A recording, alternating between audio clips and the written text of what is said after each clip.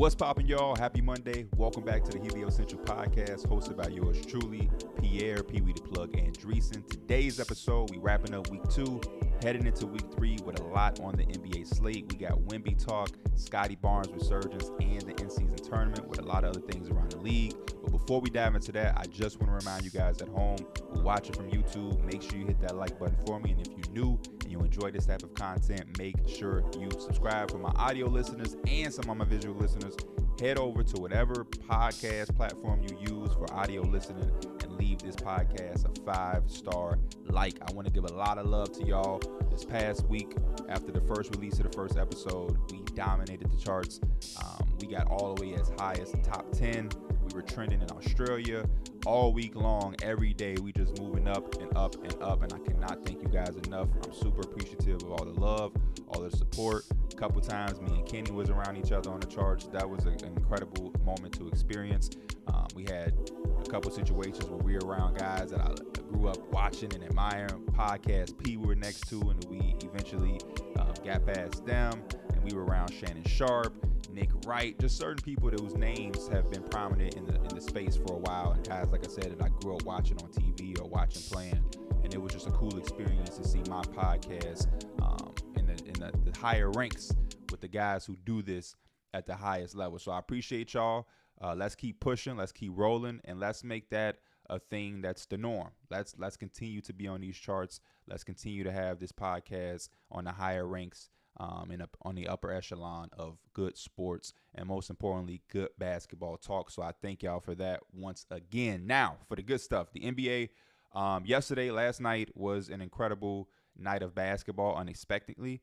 A lot of different things happened. We had the Cavs versus the Warriors.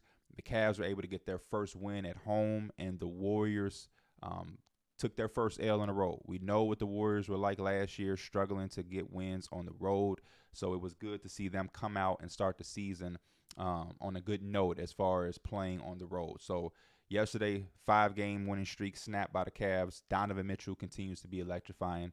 He is a guy that is sneaky to think about with the MVP type seasons. The Cavs have had their struggles, especially with injuries. Darius Garland has missed time. Jared Allen has missed time. I believe Donovan Mitchell even missed a little bit of time. Isaac Okoro didn't play last night. So they have a lot of bodies that have been in and out of the lineup. So the record doesn't reflect that. But once they get back on track and you see the way he's been performing and his input and impact on the few wins that they have this season, he is a guy that you should watch closely, because you have to expect that they're going to get on track when they get fully healthy at some point this season. With the Warriors, like I said, love to see them winning on the road, getting that figured out. Let Draymond tell it. The chemistry is one of a kind, because last year was just so tough to show up to work. Who knows why? I don't know why it would have been tough or awkward in the locker room last year, coming off of a championship. We were trying to repeat. Who knows what happened? Wink, wink. That was a weird quote. I'm going to talk about that a little bit. Just real quick. Those are the type of quotes that make me scratch my head and talk about like self-reflection, or tone deaf is a term that people use for that. Like Draymond, y'all came off of a championship win. You were trying to get the contract extension that you eventually got. Jordan Poole had got his. Y'all bickered at a practice, and you punched him. That dominated the headlines the entire season. As a guy like you who's been polarizing because you're such an incredible basketball mind and an incredible basketball player who's played a huge part in one of the biggest and most popular dynasties that we've seen in a long time. And that's what happened. And so because of that and everything that comes with you, with the suspension and the 3-1 comeback and the kicking people and the beefs and the technical fouls and all of these different situations you've been a part of, that was just another added thing that was 10 times worse than anything you've done in your career. And yeah, you affected a teammate and affected their family, and you made it a weird working environment. And it was because of your doing. And it was just a weird quote to kind of emphasize. And I think it would be best if they just leave that situation alone. It was already handled wrongly when they made the little what is it called? The documentary. I don't know. My fault. Brain fault. So documentary about Draymond and the whole situation was already weird with TNT or whatever. And now Jordan Poole is on an entirely different team. Y'all have an entirely different roster. And I think they should just leave that situation alone. Hey, situation happened. We don't ever have to talk about it again. That's how Jordan Poole handles it. First thing they asked him when he got there, man, it was a Draymond thing. He's like, I'm not talking about that. Like, I'm on a new team, new situation. Let's talk about that. But for some reason in Golden State with Draymond, it's just like, hey, let's throw shots. And so that was strange to me. But the Warriors have been playing good basketball. I do have some concerns. They're still too small. Last night showed because the Cavaliers were able to really dominate the glass. I think they out-rebound them by plus 10. The Warriors did get a bunch of offensive rebounds. We know Kevon Looney and the team does that well, but they lacked the defensive rebounding. That's where they really got killed. I think they had like 27 defensive rebounds, which is extremely low, and it's hard to close out possessions. And when you're giving second chance looks to any team, it's going to hurt you, especially teams that have players with talented guards like Darius Garland and Donovan Mitchell, especially. So I want to figure out how they can fix that and patch that up. There is a name out there that we'll get to that I'll link back up with them very later in the podcast. At some point, Andrew Wiggins. Andrew Wiggins has to come alive. I think Andrew Wiggins is a big X factor, and I want to see him starting to get into that groove. If not, I know they're not the biggest trading team, and like I said, we'll get to it at some point. What are we doing there? And are we looking at different routes to get better for this team to propel themselves back into contention? So that's something to watch out for. Another game that was on the slate last night, LaMelo. LaMelo finally had the game that we've been looking for him. He had a 30-point triple-double in a loss to the Mavericks. The Mavericks continue to play good basketball. They bounced back after their first loss this season against the Nuggets. Derek Lively, double-double, I think 16 and 14. Huge, huge performance for him. Tim Hardaway Jr. continues to be electrifying off that bench. 6th Man of the Year candidate there. And I love to see what I'm seeing from the Mavericks.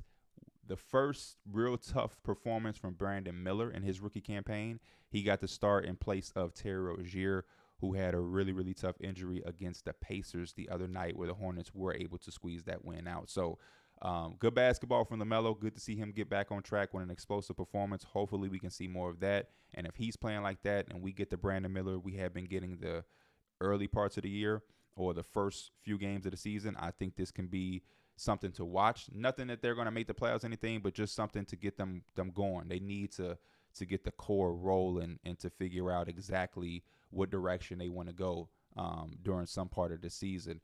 We also had the Raptors. Raptors got a win over the Spurs. We're going to talk about that because Scottie Barnes is going to be a huge topic, but good overtime win for the Raptors out there in San Antonio. That was probably the best and most fun game to watch on last night's slate. You got Kevin Durant. Third 40-point game, third straight 40-point game against the Pistons. That's just a weird stat that I heard them say. To have 3 straight 40-point games against a specific team lets me know that anytime KD match up with them, he looking at barbecue chicken, straight barbecue chicken. He said, I got 40 waiting for Detroit. Anytime Detroit is on the schedule, I don't have to get no good sleep. I can probably stay up late because that's the easy 40. In that loss, though, Marcus Sasser and Asar Thompson really, really showed out. Great games for them. Marcus Sasser, I believe, had like a dub. He's been shooting the ball really well and been nice for them off that bench over the last couple of games. And then Asar Thompson defensively is just causing havoc all over the floor. Asar Thompson also helped me realize that when you like knock the ball out of somebody's hands, the NBA is counting that as a block. It's not a steal, it's a block. You would think that would be a steal, but I guess it can't be a steal because if the team recovers it, then what is it? So they count those as blocks because I went and I was like, let me see the 4 blocks that Asar had. And a few of those blocks were him just knocking the ball out of opponent's hands, and they're counting those as blocks. So I don't think I was aware or privy to that before last night. And then last but not least, the Grizzlies. One of the topics in today's episode, the Grizzlies, going to talk about how they should handle this 1-6 start. But luckily for them, they did get their first win. An incredible performance behind Desmond Bane and Jaren Jackson. Bane had 30, Jaren Jackson had 27, and they came to play. So, yeah, good games last night. The first thing I want to start off with, though, in our overall basketball talk is Wemby. I don't want to say the Wemby talk. I don't want to make y'all wait for it. Wemby's World is the title of this podcast for a reason. A lot to unpack with Wemby, right? First and foremost, We have the performance against the Suns, which is to me a glimpse into what is to come and what's to expect, and why the rest of the NBA, as fans, media, personnel in the front office for all other 29 teams outside of San Antonio, we should all be scared.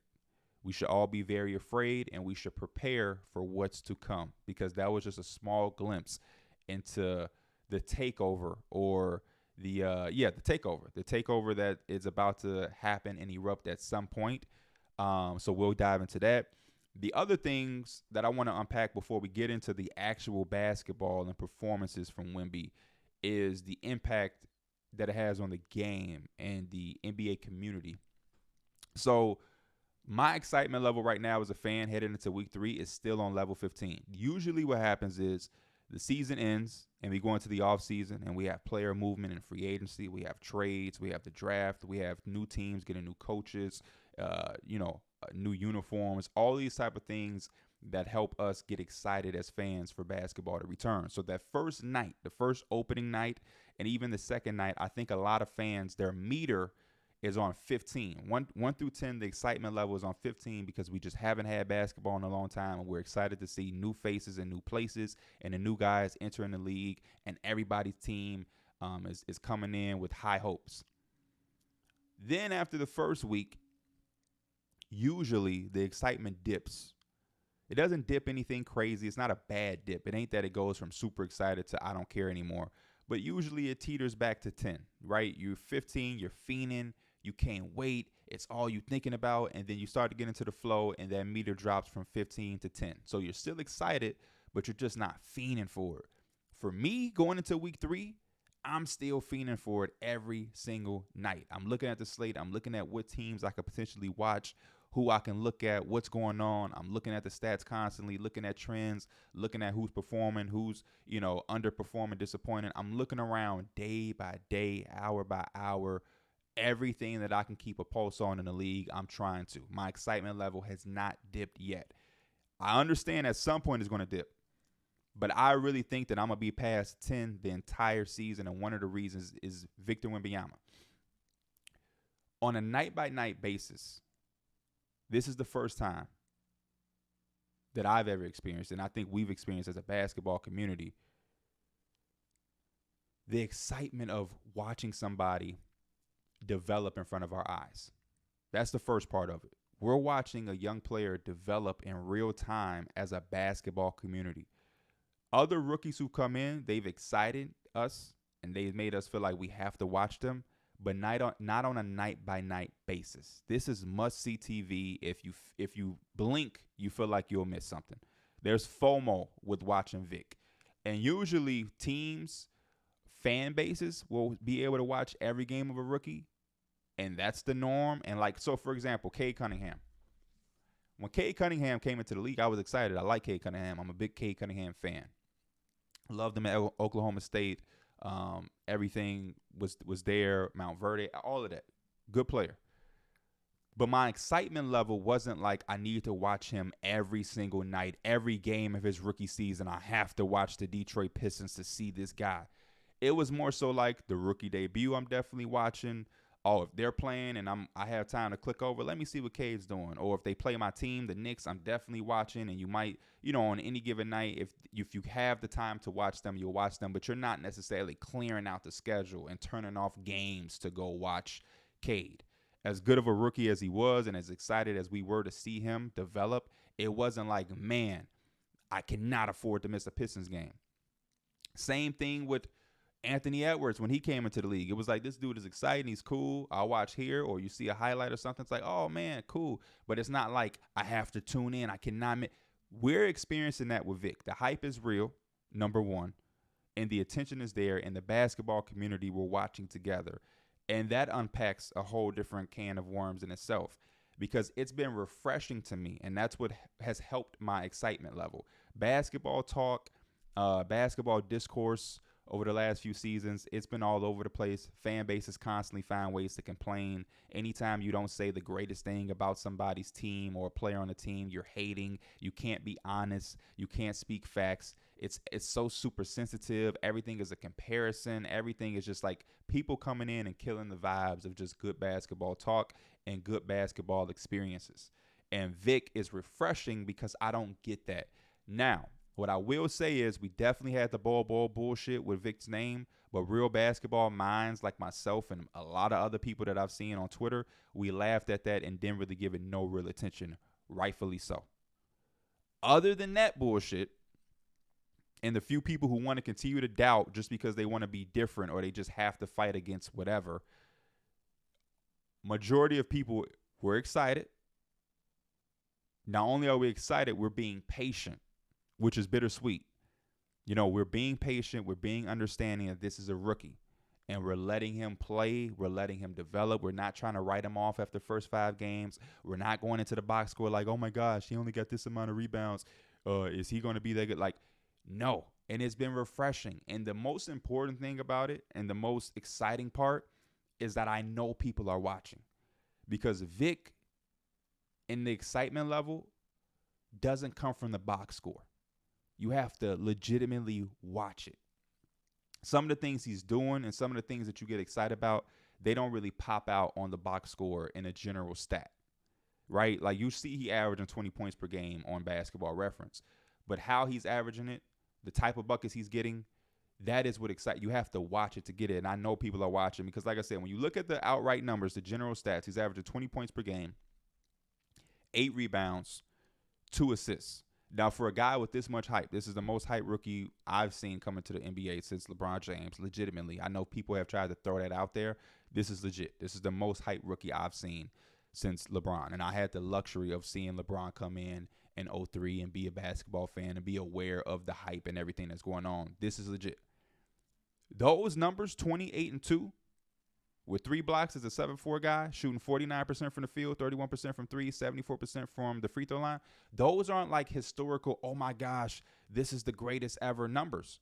So that's what I'm saying. The hype, you wouldn't get that hype from the numbers, just looking at a box score. The hype comes from watching and seeing, oh my gosh, how is anybody ever going to stop that? Oh my gosh, at 7'4", he's actually fluid. We knew he was fluid, but like this fluid, this early, he's getting his buckets this easily, and he's still figuring things out. This is a rookie. This is a kid. This is a teenager, if I'm not mistaken. He's not supposed, like when he pieces this stuff together, 50 games into the season, 65 games into the season, year 2, year 3, it's going to be over. If this is some of the pieces that we're getting in year 1, that's where the excitement comes in. And for me, a big proponent of the basketball community and, somebody who's trying to change certain dynamics of the basketball community and basketball discourse and how we talk and how we behave. This has been a breath of fresh air.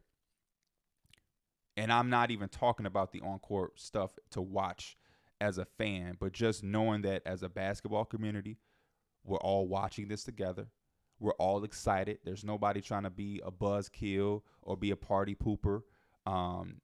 Negative Nancy's are going to exist, but they're not affecting the excitement that the rest of us have.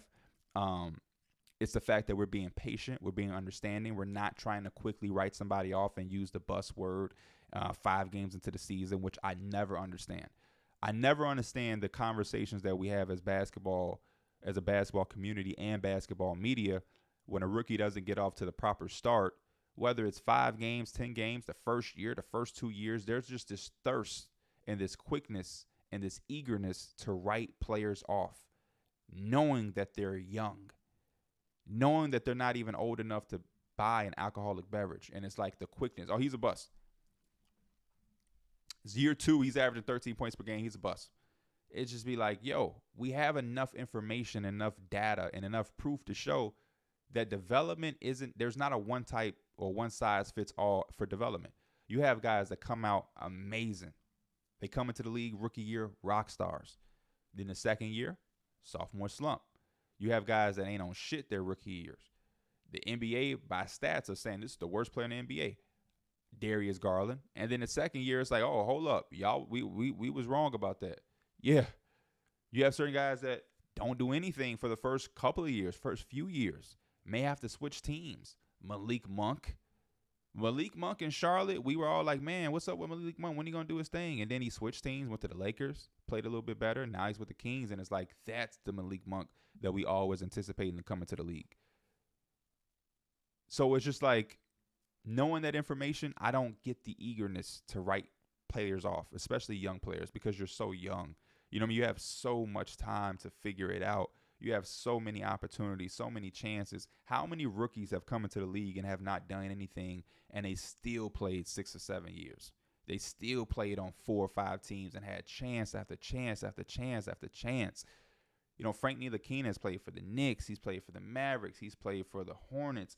Like, Josh Jackson went to the Suns, the Pistons, the Kings. I feel like I'm forgetting a team. Like, guys get chances after chances and chances before they are out of the league legitimately.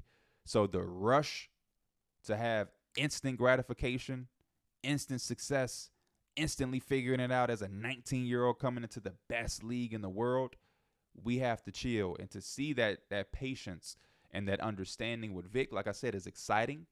And it's a breath of fresh air. But it's bittersweet because I wish other players could get that type of respect. And then we wouldn't have a Scottie Barnes situation where a lot of y'all was on his ass in year 2 because he took a little dip and it's like so extreme. And, I gave up. I sold all my stock, or I didn't think, you know, and now people got to go back and dig up old tweets or remind people. You know, we shouldn't have to go through that in the first few years of somebody's career. You know what I'm saying? Like, we've had guys' best year be their rookie year. Tyreek Evans, that's another situation. So with all of that information, it's just silly to me to do all of that talking and dissecting every little thing from a player who's not, like, for instance, Scoot Henderson. Scoot Henderson is having a really, really tough start to his NBA career. But I'm not going to waste no time on my podcast discussing it or trying to go really in depth to say, man, we got to start talking about Scoot, man. Did Portland make the right decision? They had a men right there behind them. You know, they could have took a Sarr. Look what a Sarr's like. Those hindsight 2020 conversations and the quickness, it's just stupid. It just makes people look stupid. I'll never forget the Trae Young stuff. Trae Young came in and had a very rough start to his career, and everybody, oh my gosh, look, bust. And then the second half, he got going, and everybody just tried to forget that they were saying those things and that they never was doubters and all these. Lonzo Ball, like, just the quickness, the hype, and the thirst to just write somebody off and call the young player a bust without giving them the opportunity and chance to figure out the best league in the NBA is always mind-blowing to me. So those are the things that is getting me excited, keeping my excitement high. Been refreshing to see and be a part of. I'm having an extreme amount of fun with Vic, and I'm hoping that his impact off the court with all of these things can turn into something. This could be a new page or a new chapter that we start in the basketball community where we say, hey, look how fun it is to just enjoy the ride, to just watch young players learn as they go, make mistakes, have high nights, have low nights, and it's just fun to experience and just watch in real time, real development and progression in front of our eyes, instead of making this a scientific lab experiment where we have to take every game and apply this and apply that and the on-off and the VORP and, like, no. Let's just watch, look for certain intricacies, nuances of their game that they have figured out, other things that they don't have figured out, and try to project how it's going to look when they do figure it out, and the excitement of just a new player that's young and going. Now, with all of that, the on-court stuff with Vic, incredible night in Phoenix. And, yeah, they played yesterday against Toronto, but I'm going to focus on Phoenix because that was the game that was the one that we were waiting for. That's the one that shows you why the hype is real.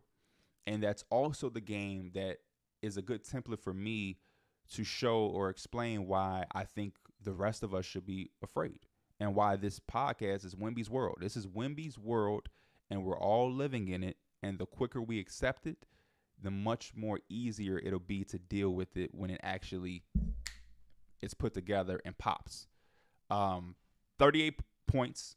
I believe he had 10 rebounds, probably had like 3 or 4 blocks. Can't remember the amount of blocks off the top of my head. There's a recipe for elite scores. scorers who have the lead the league type scoring ability. I think Vic can not only do that, but I think that can be like an arc in his career. I think Vic could be a 30-point per game scorer over the course of his career. Not for a stretch, not for a couple seasons, but over the course of his career. And the reason is because of a lot of things that I've seen in the Suns game. So throughout the course of this game, Vic had a lot of those recipes that great scorers have, he showed. The first one is easy buckets, right? Because he's 7'4", the Spurs have an opportunity or opportunities to generate easy looks for him. And what I mean by easy looks for any player, big, wing, small, dunks, layups. They require minimal effort. The easiest buckets in the game are layups and dunks. The further you're away from the basket, the tougher and harder the shot is. The closer you are to the basket, the easier the shot is to take and make. The Spurs generated 10 to 12 to 15 of those easy looks for Vic, or 14 of those easy looks for Vic throughout the course of that Suns game. Because the pick and roll, the switches, because he's so fluid and he's able to get up and down the court so fast, when he's the first person down the court on a fast break, usually the first person back for the opposing team is a guard. That guard now has to protect the rim and get on to Vic, and now that's a mismatch. Earlier on in the first few games of the season, because they don't have a traditional point guard or guard out there, a lot of times we would see the Spurs would miss dump in looks to Vic where he has somebody on him that's way smaller. We saw that a lot. We're probably going to continue to see it throughout the course of the season until they get an actual point guard in there, because Jeremy Sohan, they're experimenting with, which I'm not mad at all, but he's not a legitimate point guard. So those things are going to happen. So you have easy looks in transition, pick and roll mismatches, sets. There was a play where somebody set a back screen for Vic to get a lob. They set a back screen on Drew Eubanks. I don't know how often Drew Eubanks is used to guarding back screens or getting back screened at all. And you have certain players where Vic is just down there, and I've seen Keldon Johnson, Devin Vassell blindly throw the ball. They're like, hey, Vic is down there somewhere. Let me just throw this ball up. He'll catch it. And Vic, sure enough, catches it over D-Book and just puts it in the rim for easy two. So they generate easy looks. If you give Vic 8 to 12 easy looks per game, at the least, that's 16 points. 8 times 2, 16 points. 10 times 2, 20 points. 12 times 2, 24 points. We're talking around 20 points a game just on dunks and layups.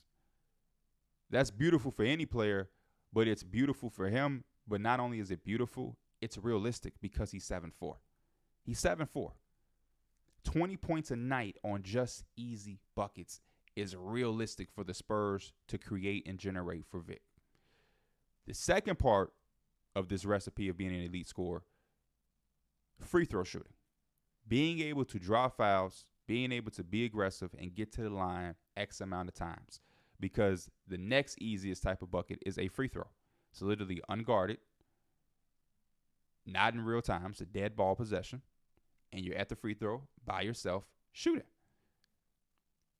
Believe this game, Vic got to the free throw line 8 times. I want to say he made 6 or 7 of those free throws. Out of the 10 or so looks at the Spurs got him, I want to say he made like 7 or 8. So he scored 14 points or 16 points on easy buckets, layups, and dunks. You add in another 7 points. That's around 23 points already. We're at about 23 or 24 points in the game off dunks, layups, and free throws. And then throughout the rest of the 4 quarters, you have points that you get out of your bag work, right? And we was able to see that with Vic as well. We saw a pull-up 3. We saw the pick and pop 3, pick and pop mid-range. We saw the face-up on Eric Gordon on the baseline rise right above him like he doesn't exist and shoot right above him. And then, boom, now you got 38 points. So that's where I get the fact that this dude can do this on a night-in basis, because this is just season 1. This is phase 1. And I tell people all the time when they're trying to make podcasts or content, and they're like, how do I do it? Yo, just do it. Because the number one thing that you can get from just doing it is experience. Experience is key number 1. It's the most important thing, because experience makes you better. You learn. You have lessons. It shows you what to do, what not to do, trial and error. And that's the one thing that Vic doesn't have yet. So if he's able to do this now without experience, and what experience is going to bring him is the nuances of the game, like his spots. Where are my spots? What spots do I just feel so comfortable and unstoppable at? Okay, right here, he don't have that figured out yet. The second part is, this is the first phase and first version of the Spurs team that he's going to play with. This is not the team he's going to play with forever. At some point, they're going to get a traditional, real guard who can get him the ball properly and also be effective off of the ball to where it complements him, and they can't just pack it in on Vic and play off of everybody into the gaps, which teams will probably do. But I think Vic still won't be phased at 7-4 with some of the fluidity that he has in his game. But this is like, the team is going to continue to get better. We have to remember that as well. And then by the end of this year, year 2, year 3, he's going to add on more strength. There was a play under the rim where Vic stepped through on Kevin Durant, and Kevin Durant just knocked the ball out of his hand. It was a foul, sent him to the free throw line. In my mind, at some point, he's going to get strong enough to where he'll be able to finish and get that shot up through contact. Right now, he's not that strong. The strength isn't there. And they're just knocking him around, and they'll hardly foul him, and he won't be able to get shots up. At some point, he's going to put on enough strength to be able to get those shots through contact and finish and convert, because he's so long, he's so athletic. He's going to be able to finish those, and those are going to be 3-point plays. The other part with the added strength is, there was times where Drew Eubanks is able to push him out. The Spurs are trying to give Vic the ball in a block or a post-up touch, and when he catches it finally on the post entry, he's catching it near the perimeter because he's allowing Drew Eubanks and other defenders that are stronger than him right now to push him out. And the down part about that is, you now have to start your move or start your post up way far out. That uses so much energy. That's so much banging, and you know, it allows the defense to set and really come and help, because it takes so much time for you to get your move off. And the further you play away from the basket, the more tougher it's going to be to get to the basket, and a lot more energy is going to take to do that throughout the course of a game, especially for a young player.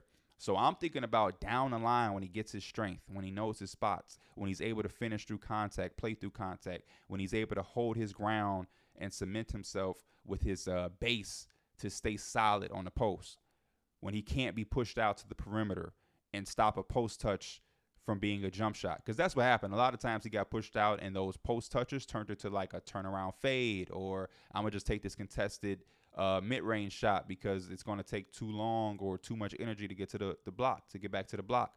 There's also the part where, like, he doesn't understand reposting. We're like, there's a couple times where I'm like, there's enough time on the shot clock where Vic doesn't have to like catch it and play with the ball and reestablish yourself. Like, you could just kick it back out, reestablish, repost, and they'll get you the ball.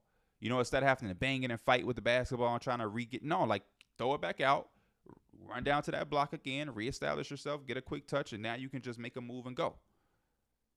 Those are the things that I'm thinking about. So if he's able to generate 38 points on a night like that, 5-6 games into his career, without the strength, without the experience, without the proper teammates, when he does have all of that and the experience of being a year 2, year 3 player,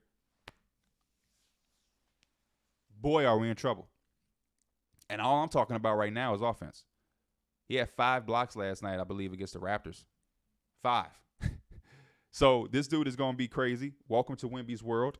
I'm extremely excited to be able to, like I said, watch this guy develop and progress in real time with the rest of the basketball world, because this is so interesting and he's so unique that Game 15 Vic probably will look different than Game 5 Vic. Game 50 Vic may look like an entirely different player than the Vic I'm talking about right now throughout the first 7 games of the season. Like that, we have a real legitimate chance to see real progression and real development in real time, as if it's like NBA 2K type shit. This is real. I'm worried as a guy who's not a Spurs fan. I'm a Knicks fan. How are we going to figure this out? This dude is the real deal. He's going to take over the league. I'm excited for it. I know a lot of people are going to push against it because that's just the reality of the world we live in. People don't like new, and they like to fight against different things. They want guys to earn the respect and earn the love, earn the privilege of being the face of the NBA. I'm all for that, and I understand that. But this dude is legit. This isn't a bowl thing where it's like he's tall and this is what he should be. No, this is real. This is real. This dude can average over the course of his career 30 points per game. And this is not me trying to put any pressure on him. I'm not saying this before I've seen him play. This is me watching him play and coming up with the conclusion like, man, this dude can get X amount of easy buckets throughout the course of a game. He should be able to get to the free throw line this amount of times. He's already getting like 8 attempts, and he's not getting superstar calls yet. He's going to get superstar calls. He's going to get that many times to the free throw line. And then when you watch the Suns game, you saw the pull-up three before half. You saw the three that closed the game, like the dagger. You see the turnaround and shoot over Eric Gordon. Like, that's the bag work. So if you're able to get 25 points per game without having to touch your bag, and all you need is 5 points throughout the rest of the game to get 30 a night, that's a piece of cake to me. I should be trying to see if he's going to average 35 over the course of his career. Let me not put that type of pressure on him. But Vic has been phenomenal. Welcome to Wemby's world. You should be excited. I'm excited, even though we're not Spurs fans. This is something, like I said, this is just a breath of fresh air. It means more than the actual context of him being a great player, just what it brings to the basketball world as we all crowd around to watch and discuss this nightly. It feels like the Super Bowl. When you watch the Super Bowl and you see everybody on Twitter talking about it as one big family, or you're watching the awards or the Grammys, whatever, and everybody on Twitter is talking about it, like your entire timeline as a family is watching it, that's what we get for Vic. And with so much toxic energy, toxic conversations, so much comparisons, so much negative Nancy talk that we've gotten over the last few years with basketball, social media, this is refreshing. It's bringing us together. It's giving us something to be happy about, to enjoy, and to push us as far as our basketball brains are, to talk about developmental things and what we're seeing and different intricacies and, nuances of the game. I just love it. As a legitimate basketball fan and basketball junkie, I think it's good for the game. And let's accept it. Let's embrace it. And shout out to Vic, man. Wemby's world, we just living in it. To build off of Vic, though, the rest of this draft class is exciting. And that's a thing that I'm looking at, and I'm starring. And I'm going to make a star next to this because at some point I think I'm going to be able to do this. But I want to make a video about this draft class. It may not be this year, because there's a lot of names and a lot of players a part of this class who haven't gotten their opportunity yet. The opportunity is going to come, but it hasn't happened yet. And then there's the growth that you want to see from these players. But I have a legitimate thing in the back of my mind that's asking me, can this draft class, or will this draft class be the greatest draft class ever? We just spent almost 30 minutes, or probably 30 minutes, talking about the first pick of this draft class, Wemby. He already himself brings a lot with his uniqueness, the potential, the excitement, the instant success, the instant imprint that he's leaving on the Spurs. That in itself could lead this draft class, right? Then you get the fact that Chet is tied into this draft class due to the fact that he was hurt his first year. So if Chet is rookie of the year, it will be with this draft class. If he's all rookie, it'll be with this draft class. If he's second team all rookie, it'll be with the draft. He's forever going to be a part of this class. I know it's confusing, a lot of technicalities. Yeah, technically he's going to be a part of Paolo's draft class because he was literally drafted that year. But because he didn't play, he now falls into the Wemby's draft class and draft era. So he's a part of this class. We've seen what he's doing. Like, if there was no Wemby, I would probably be making this 30-minute video about him, if we're just being honest. The rim protection, and how he's all over the place defensively for the Thunder and what he's going to bring to them, plus the shooting and the scoring ability and how that just opens up everything for Shea, Giddey, and all of those other guys out there in Oklahoma City. He's been amazing to start his career, and the hype was real with Chet. But then you also have like Asar Thompson. Asar in the game, like I said earlier in the beginning of the podcast, they played against the Suns yesterday, and yeah, they lost, but Asar had 4 blocks and 4 steals. Defensively, he has been a sight to see, and he's been everywhere. And he has had some tough stretches offensively, but nobody really cares. People will say, like, man, that was a tough miss, or he airballed, whatever. But quickly you forget about it because of the defensive plays he makes. And as a rookie, you're just not used to seeing this from a wing. Now, if a rookie big comes in like Chet and Vic, they're just tall, big, long, and they have the timing down already in defensive rotations, and they're just making up blocks and just knocking shit out into the stands. that can be exciting, and you understand that. But for a wing to come in and be so bothersome on the defensive end, like, that's been exciting. You also have Derek Lively, who, like I said, 16 and 14 last night against the Hornets. Nobody expected him to be this impactful for the Mavericks out of the gate. Thought it would take a little bit into the season, a couple months for him to figure things out. Would he even really play? Would it take some time for them to like really let him in, or like, you know what I'm saying? Like, what would really happen? We weren't really expecting that out of the gate for him. So that was a very interesting sight to see. I love what we've been getting from Derek Lively to start the year. Brandon Miller has been coming off the bench for the Hornets, and that has been incredible in the sight to see. He's been really doing his thing. A lot of talk about how he was the wrong pick and different things like that. The Hornets are going to regret it. I think they made the right pick, and they're seeing that, and he's having good success for them. Marcus Sasser, like I said earlier, came off the bench and did his thing for the Pistons. Jordan Hawkins has been killing it for the Pelicans. Yeah, from a stats, man, that is tough to get out. From a statistical standpoint, damn it, there has been a lot that you could want, and the shooting percentages may not be there for Jordan Hawkins or somebody like that. But again, like Vic, if we're patient, if we're understanding, we will just accept what we do love to see. Jordan Hawkins had a game where he came out and he shot 13, 14 threes as a rookie. That's a tough job to just come in and say, yo, shoot the basketball. We need shooting. Just shoot it. Green light, go. A lot of rookies aren't comfortable enough to go into that role. I think he did a really, really good job out of the gate in the first couple of weeks of the season. He was thrown into that role, and he's been willing, and he has made some shots. He's missed a bunch. But just to see him be more comfortable in that situation, in that light, I was impressed with. Anthony Black in the first game that he started with the Magic, they ran the Lakers off of the court. He was very impactful in that, and a lot of people on Twitter was seeing the hype and why a lot of people like myself were really, really high on Anthony Black coming out of the draft. Cason Wallace, another rookie for the Thunder. Bilal Coulibaly has been impactful on a Wizards team that's been struggling. The Wizards are they just have been good. They've been the worst watch. The Grizzlies are the worst record team in the NBA, but at least the Grizzlies have fought in some of the games and made them tough. And ironically, the Wizards did beat the Grizzlies.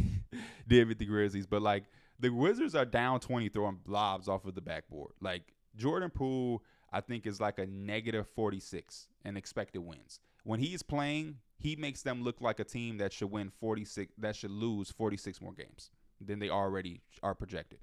Like, the differential for him is like negative 25. They're 25 points worse when he's playing. And obviously, stats like that don't tell everything, because obviously he's one of the best players, and you want him on the floor to give you a chance to win. But like, they give up 12.6 more points defensively when he's out there, and they score 12.5 less points when he's out there offensively. So combined, they're like 26 points worse when he's playing. Kyle Kuzma is somewhere not that far from that. And with all of the losing, with all of that, the two best players not being that impactful, Bilal has found a way to be impactful when he's playing. They're a plus team when he plays. And it's largely on the defensive part of the basketball floor. So, like, that is very impressive. Jaime Jaquez playing with the Jazz. And then there's names that we want to see eventually. Jet Howard, I know out there in Orlando, people want to see. Kobe Buffkin with Atlanta.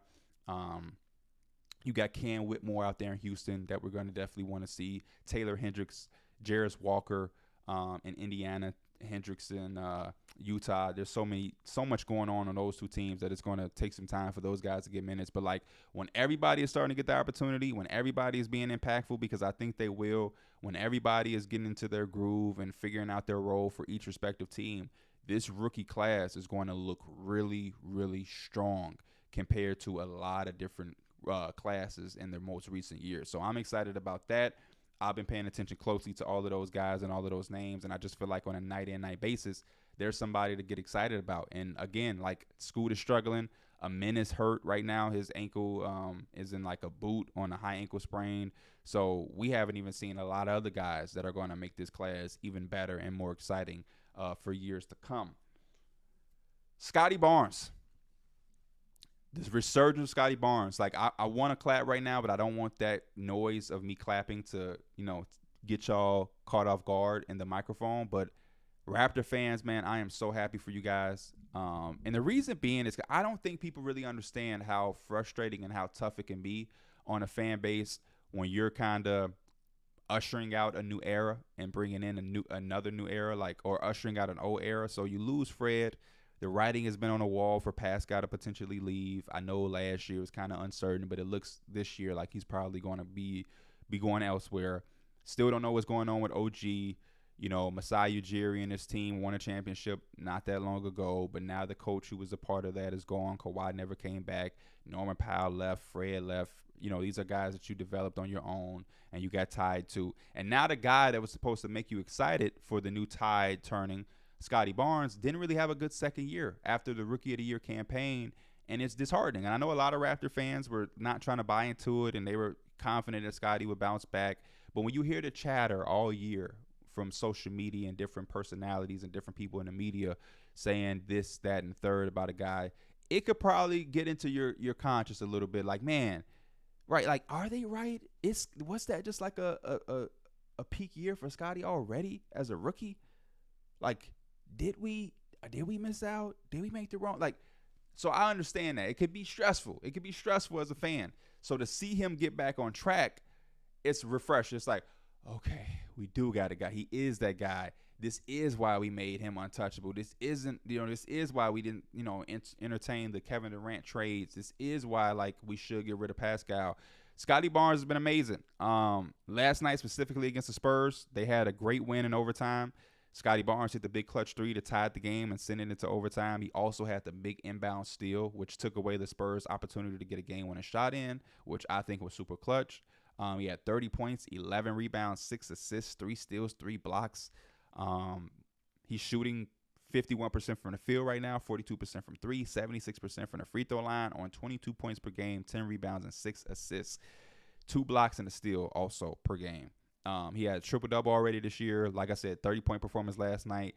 More so than anything about the statistical standpoint stuff and those type of analytical numbers and averages. When I'm watching, because I've watched about 4 or 5 of the first 7 or 6 Raptor games, the aggression. He just looks from the eye test of just watching and not even thinking about numbers. Just the viewing experience of Scottie Barnes has been refreshing this year because it's different. He's aggressive. He's not hesitant. He is out there like he is the man. This is my team. I am the best player for this team. He's taking shots that I like. It's within the flow of the offense. He's still being what he's projected to be as a defensive guy, being able to dribble the ball and make plays. That's never going to leave his game. But the hesitations that he had over the first few years were very frustrating to view. And I know Raptor fans felt the same way. But, like, I believe the first 4 shots of the Spurs game were threes. Catch the ball, he's open, he's shoot it. Like he always should have been. So to see him doing that and not only have that aggression, but be efficient, the shots are falling, the threes are falling. I'm loving the mid-range part of the game that he's added in and being more confident. He's creating a midi. He's not taking a bunch of mid-range shots throughout the course of games or on a per-game basis like a DeMar or Kevin Durant or the elite mid-range shooters. But he's not scared of it, and he's not running away from it. He's basically taking whatever the defense gives him. And that is going to open up his game even more. Because he's so strong, because he's so quick, and because he can handle the ball, he's already a mismatch threat there. Because a lot of guys that try to put on him that are bigger, they're going to be slower. Smaller guys that are quicker are going to be, weaker. And now he's aggressively shooting threes. He's willing to take mid-range shots and create there. He's going to be able to get to the cup and finish. He's going to draw fouls. He can grab the rebound and push and start the break. He can create for others. All of those things are going to line up for him and, like, make him a star. And it's damn near like Draymond Green with an offensive bag. Like, imagine if Draymond Green could bring it up and get into his own shit. He can bring it up and create a mid-range step-back jumper and, like, yak up. Imagine Draymond could come down and tie the game up with a 3 like Scotty did last year. Like, imagine if that last night. Imagine if that was Draymond Green. We would all look at Draymond like, yo, what? He would have been left Golden State. Somebody would have threw him so much money it would have been too hard to ignore. Scottie Barnes is kind of like that, where he's a Swiss Army knife. Defensively, he can switch guard probably 4 positions, maybe even sometimes 5. And then offensively, he can shoot threes, create in the mid-range, create his own shot, get to the cup. He can be a ball handler in a pick and roll. He can be the screener in a pick and roll. He can come down and pin down. He can be the screener in a pin down and then slip for dump ins. And, like, he has mismatches, whether it's small mismatches or big guys who are trying to stay in front of him. Like, he can be a handful. And for the Raptors to have that, it's exciting for them and their fan base, But it also now answers the question for them. And yes, it's time to trade Pascal Siakam.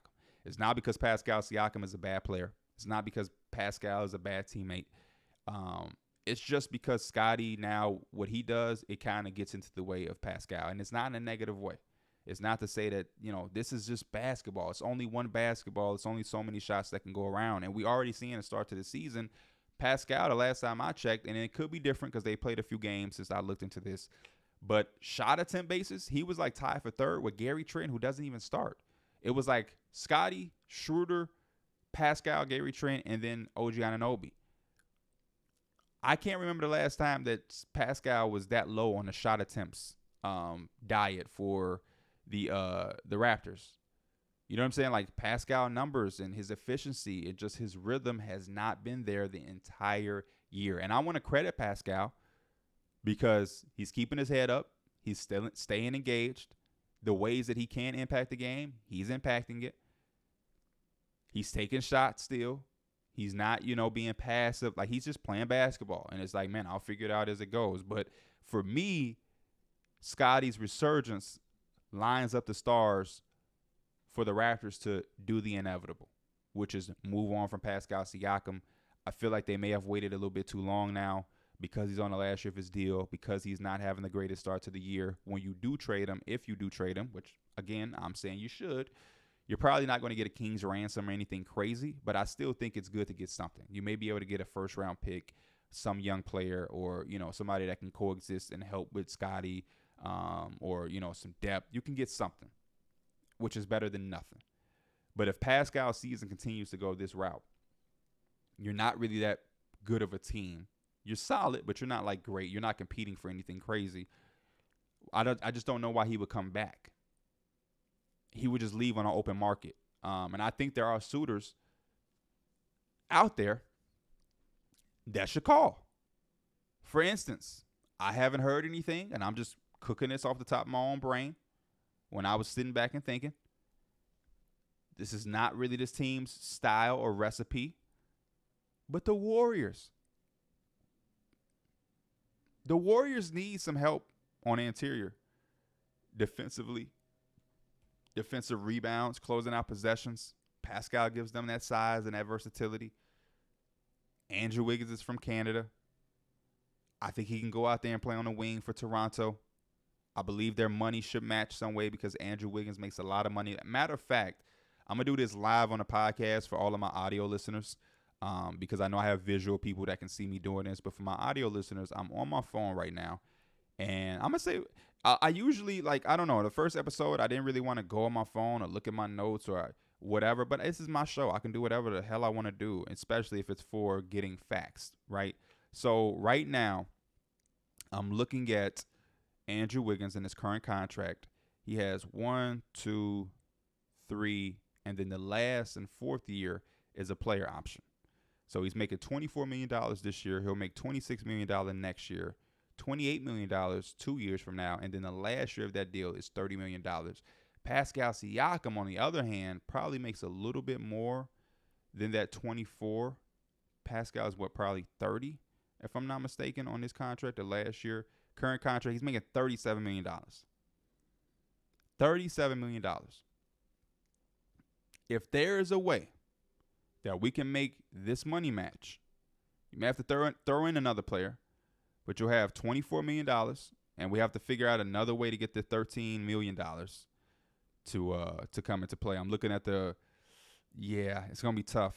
It's going to be tough. Unless they can get a third team, it's going to be tough. There's just no other way to make this money up for the Warriors.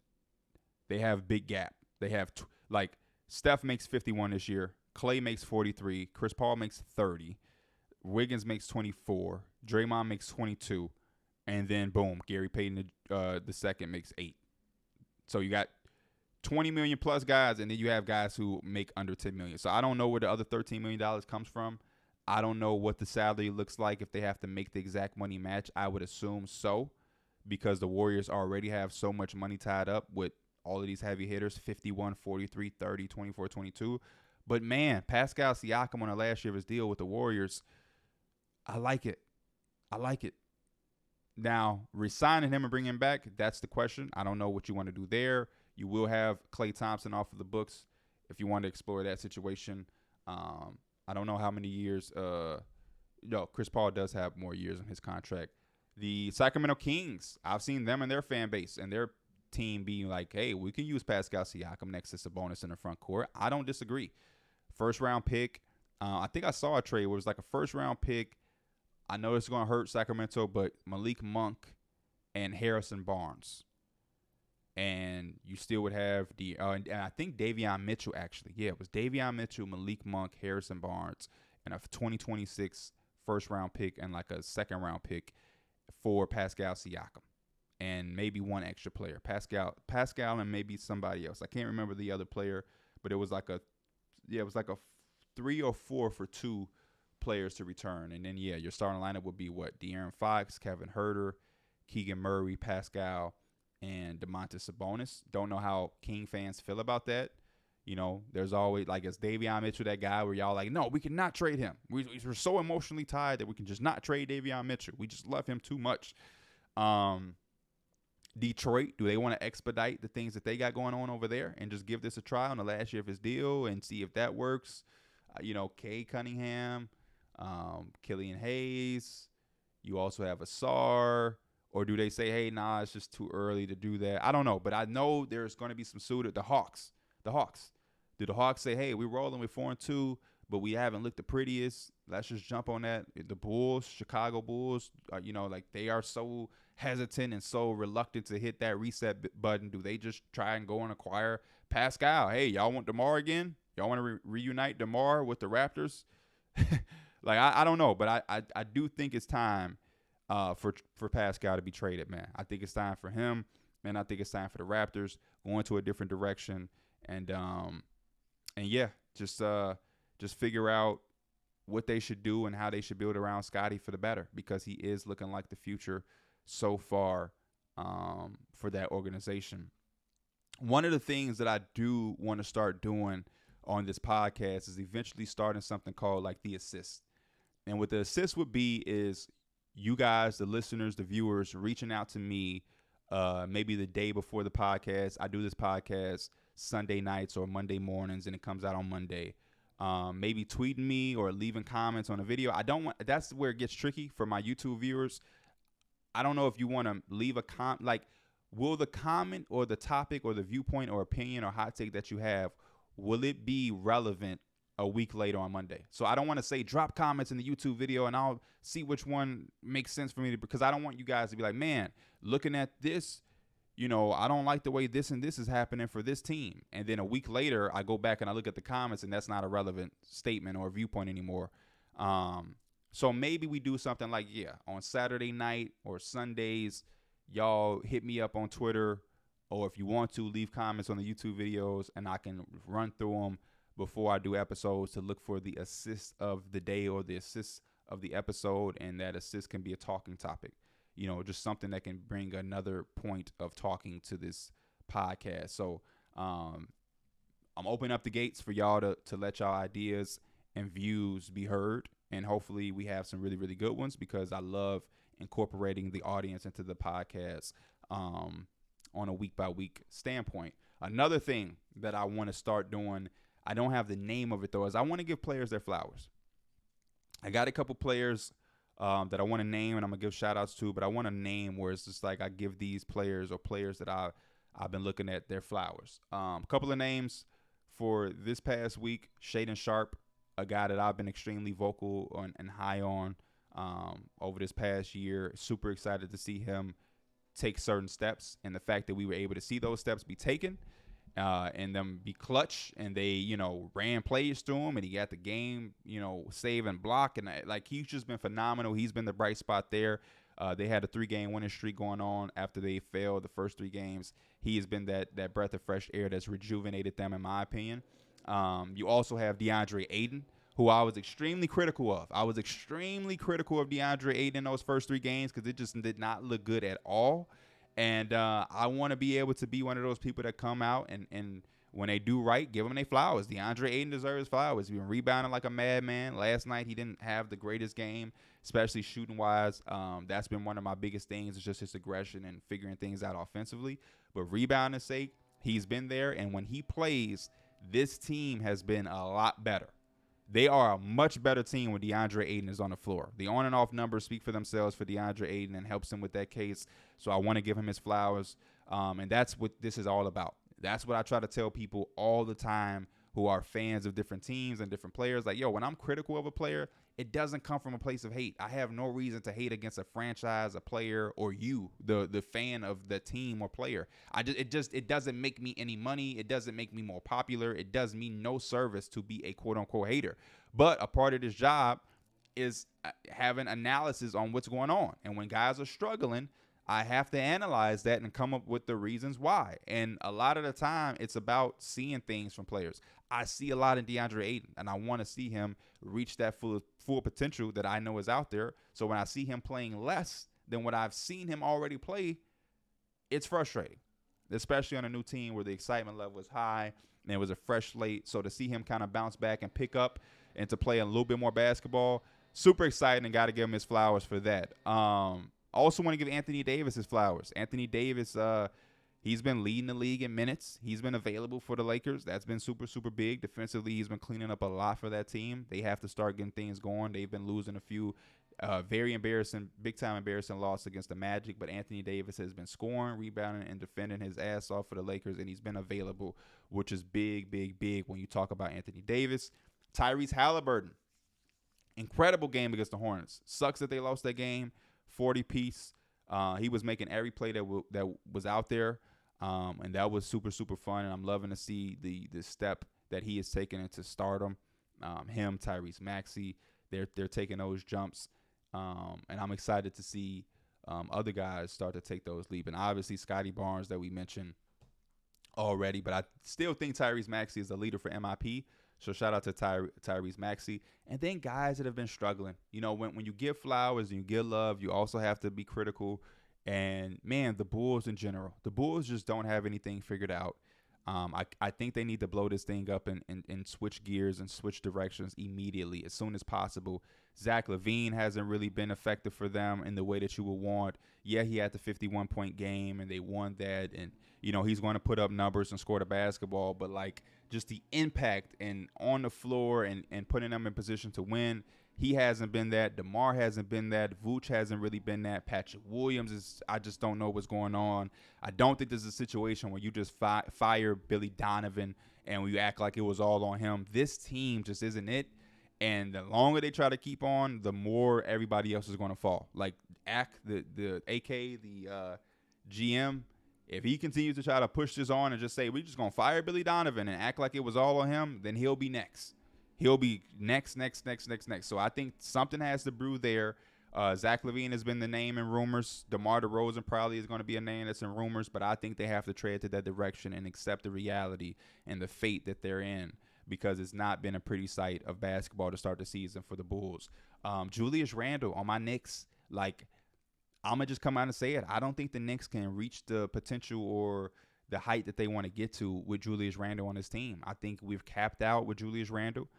Doesn't mean I won't ever root for the guy again. As long as he's a Knick, I'm going to root for him and hope that he can get it together. But, like, we just run into these situations too much where what he brings and his strengths, we don't really have the service for it as much as we once needed, because we have Jalen Brunson. And Julius Randle just has these moments where he's not performing, and it affects everything else. His motor, his engage, his body language.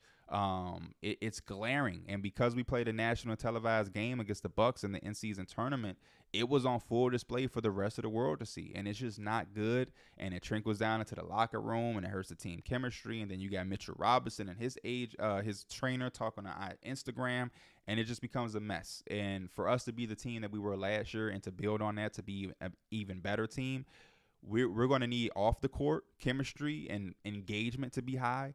But then on the floor, we're going to need guys to find roles that are going to be suitable and promoting good basketball for us to win. And that's been the biggest thing with Julius Randle. Like I said, when he first came and he had the MIP season, we needed that. We needed that jolt.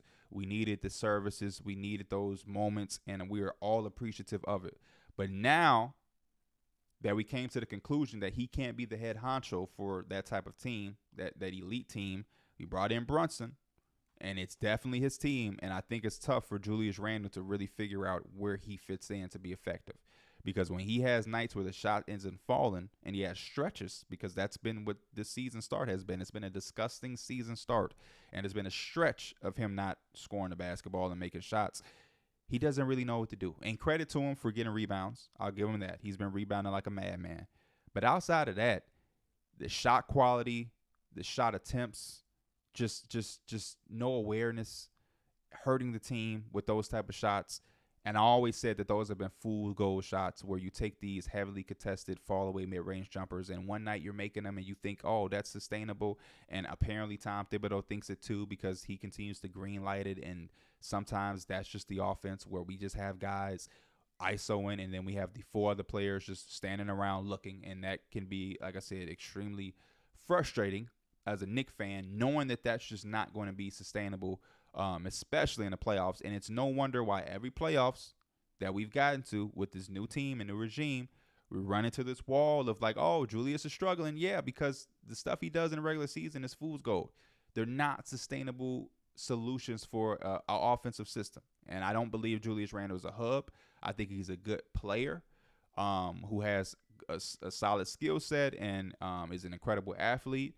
But there are certain nuances and IQ things that he struggles with, and it affects the team. And it affects the team heavily when he's not creating and converting his shots. And you add on the body language, the disengagement, the miscues on defense, and it turns into a situation that, you know, the team really can't recover from, and it really glows and glares when we're losing on these nights where Jalen Brunson is having 45. And obviously RJ is being missed, but between Julius, his struggles, and Mitchell Robinson shooting 40-something% as a big who doesn't shoot the basketball at all, it's been a nightmare start for me as a Knicks fan, thinking that we were going to have such a better start. Karl Anthony Towns, he's doing this thing as far as impact, but numbers-wise, we're still trying to figure that thing out there in Minnesota. You know, the Memphis Grizzlies, we got to talk about 1-6 start. Do they panic is what the conversation has been. They panic. But my question with the Grizzlies is, how do they panic? When we ask, do they panic, what does that mean? What does panicking mean for them? Do they go out and make a trade? I don't know what's out there. Do they go and get Pascal? Can they go get Pascal? Like, when is Marcus Smart eligible to be traded? What do they have that other teams are going to want? They own their first-round pick this year. I think you're more incentivized to keep that. I think that could be the blessing in disguise. This is a tough season. You fold your cards. When Ja comes back, you play. And if you can turn the season around, you do. But if you don't harp on it. And you take advantage of having a lottery pick, and you can either trade that, draft a young stud, whatever you want to do, there's options there. And I think when you have a team like the Grizzlies, the more options you have, the better. And when you can find a blessing in disguise in a situation like this, has been an ugly start, that's also a win. But when I look at the people that is out there, I just don't know if it meshes. Is Karl Anthony Towns out there? You know, Marcus Smart, because when Ja comes back, is Marcus Smart, is Ja, Marcus Smart, and then Desmond Bane, and then you know, is that like are you cool with Desmond Bane being a 3? I don't know. I just don't know how they patch this up and if it's going to be worth it, because by the time Ja comes back, they already started 1-6 in the first 7 games. This team could start 1-10. Realistically, they could start 1-10. They're falling behind the 8 ball extremely far, and the West is only going to get tougher and tougher and tougher, because by the time Ja comes back, teams will be comfortable and solidified in their roles and what to expect from different players. They'll have their flow. So I just don't know. I don't know what that looks like for the Grizzlies as far as panicking. Is that trading away players? Is that trying to be buyers? I have no idea. And that's why I'm like, yeah, they panic, and they are panicking. But what does that necessarily mean? Do you go get Karl Anthony Towns? Would the Timberwolves even want Marcus Smart and a future first-round pick or something for Karl Anthony Towns? Will that be enough? I don't know. Maybe not. And if so, then he's too pricey for you. Pascal Siakam, is he going to resign, giving up a future first-round pick in Marcus Smart? If they would even want that, is that like I don't know. You already don't have a lot, and you don't want to give up Bane, Jaren Jackson, or Ja, obviously, so that leaves you with like Marcus Smart potentially. I just don't know how they really pivot from this to make up ground.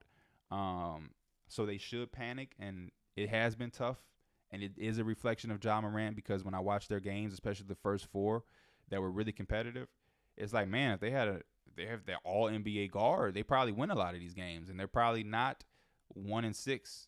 You know what I mean? Out of 7 games, they could potentially be 4-3, 5-2, 3-4, and a lot better of a situation than 1-6. But I think the question is, what does panicking look like for the Grizzlies? That's the question I find myself asking when I think about their current situation. So that's going to be something to watch play out as the season goes. 5 teams in top 10 offense and defensive rating. The Boston Celtics, they have the number 1 offense and the number 7 defense. Fantastic for them. They are scary. The only undefeated team left in the NBA. We also have Philadelphia, who is 4th offensively and 4th defensively. Joel Embiid has been playing out of his mind, which has been another exciting thing outside of like Vic and these young players. The guys in this league, they've been performing. 41 points from Durant with Book and Beal out. Steph Curry has been playing out of his mind. Donovan Mitchell has been on fire. Jason Tatum, Embiid, Jokic, Luka, like the guys who are the guys have been. When Devin Booker plays, he's performing at a high level. Anthony Davis has been killing it. Like the league is on point right now. The league, this is part of my excitement. So yeah, Philly is 4th offensively, 4th defensively. Got to credit Tyrese Maxey and James Harden there. They're keeping it up with James Harden debacle and trade and everything like that. So shout out to Philadelphia. The Clippers are 5th offensively, and they're 5th defensively. James Harden makes his debut tonight in the Garden against the Knicks. That's going to be interesting to see that debut. We saw the lineup is going to be Russ, Harden, Paul George, Kawhi Leonard, and Zubac. Some people think that eventually Russell Westbrook will have to come off the bench. We'll see there.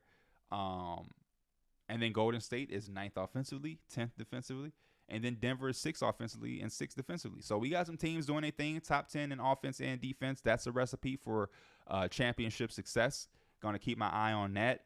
And then tonight's game should be exciting. So as always, I appreciate you guys. Like I said before, make sure y'all show love. Leave a 5-star review. Be active in the comments. Be active on Twitter. I am found everywhere on social media at Pee Wee the Plug. If you have any topics, any hot takes, any opinions, if you have any answers to any of the questions I threw out on this podcast episode, make sure you make me aware. I will see you guys next Monday. Enjoy this week of basketball, and make sure you're not out there saying nothing crazy, because we don't want that type of bullshit in the basketball community no more. No more Wemby and Bobo. What's the difference between Bobo and Wemby? No more. We're killing those talks. We want to have progressive basketball that makes it fun and exciting.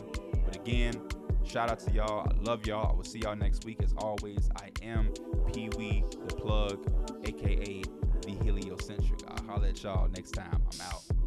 Peace.